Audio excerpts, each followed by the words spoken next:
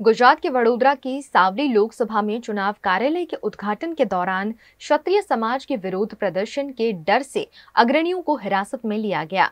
लोकसभा चुनाव के प्रचार प्रसार के भाग रूप वडोदरा की सावली विधानसभा में भारतीय जनता पार्टी द्वारा चुनाव कार्यालय का उद्घाटन समारोह आयोजित किया गया।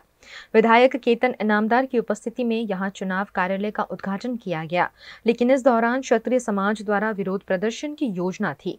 लेकिन क्षत्रिय समाज के विरोध प्रदर्शन से पहले ही सावली पुलिस ने क्षत्रिय समाज के अग्रणियों को हिरासत में लेकर कार्यालय के आसपास चुस्त पुलिस बंदोबस्त तैनात कर दिया, जिस पर क्षत्रिय समाज ने विरोध जताया। आज रोज सावली में जे कार्यालय उद्घाटन करवाना था भाजप द्वारा એ પ્રકારે અમે વિરોધ પ્રદર્શન રાખ્યું છે। એના ત્યાં કાર્યક્રમ જતાં પહેલાં જ અમારા પોતાના ધંધાકીય રીતે બેઠા હતા ત્યાં તે સ્થાનેથી સરકાર દ્વારા પોલીસને પ્રેશર કરીને અમારી અટકાયત કરવામાં આવી છે।